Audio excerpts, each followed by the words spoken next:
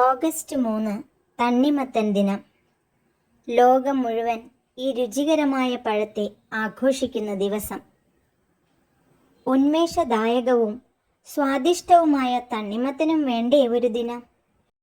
ധാരാളം ജലാംശമടങ്ങിയിരിക്കുന്ന തണ്ണിമത്തൻ വേനൽക്കാലത്ത് നാം ആസ്വദിച്ച് കഴിക്കാറുണ്ട്. ദാഹമകറ്റാനും വിശപ്പു മാറ്റാനും കേമനാണ് തണ്ണിമത്തൻ.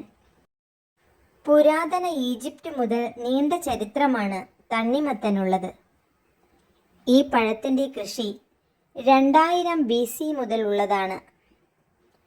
ഏകദേശം 5000 വർഷങ്ങൾക്ക് മുമ്പ് ഈജിപ്തിലാണ് ആദ്യത്തെ തണ്ണിമത്തൻ വിളവെടുപ്പ് നടന്നത്.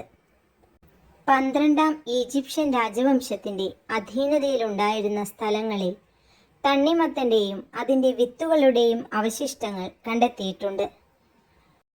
പുരാതന ഈജിപ്ഷ്യൻ ലിഖിതങ്ങളിൽ വിവിധ തരം തണ്ണിമത്തൻ പെയിൻറ്റിങ്ങുകൾ കാണുവാൻ സാധിച്ചിട്ടുണ്ട്.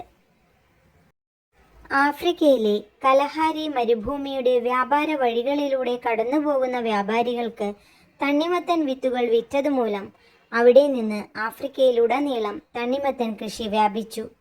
തണ്ണിമത്തൻ്റെ പൂർവികൻ്റെ ഉദ്ഭവം ആഫ്രിക്കയിലായിരുന്നു.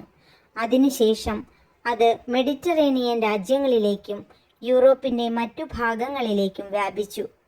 9ാം നൂറ്റാണ്ടിൻ്റെ അവസാനത്തോടെ ചൈനയിലും ഏഷ്യയുടെ മറ്റു ഭാഗങ്ങളിലും തണ്ണിമത്തൻ കൃഷി സാധാരണമായി. തണ്ണിമത്തൻ ഇന്ത്യയിൽ കൃഷി ചെയ്തത് 7ാം നൂറ്റാണ്ടിലാണ്.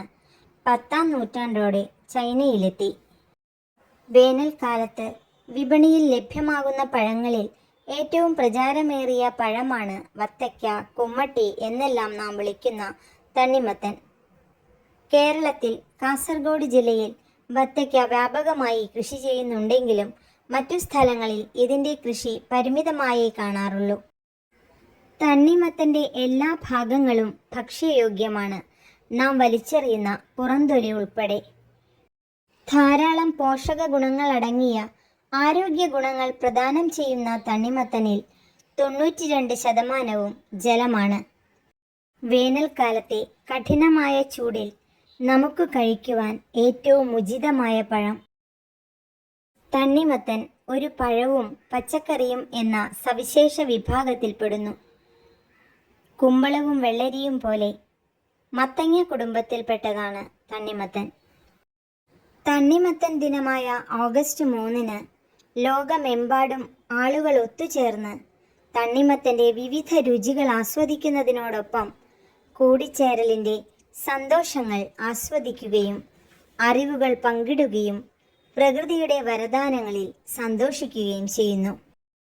തണ്ണിമത്തൻ്റെ ആരോഗ്യ ഗുണങ്ങളെക്കുറിച്ച് വായിച്ചറിഞ്ഞുകൊണ്ട് തണ്ണിമത്തൻ കൊണ്ടുള്ള ഭക്ഷ്യവസ്തുക്കൾ, ജ്യൂസുകൾ എന്നിവ ഉണ്ടാക്കിക്കൊണ്ട് തണ്ണിമത്തൻ കവിതകളും പോസ്റ്ററുകളും ലഘുവിവരണങ്ങളും തയ്യാറാക്കിക്കൊണ്ട് കൊച്ചു കൂട്ടുകാർക്കും ഈ ആഘോഷത്തിൽ പങ്കെടുക്കാവുന്നതാണ്.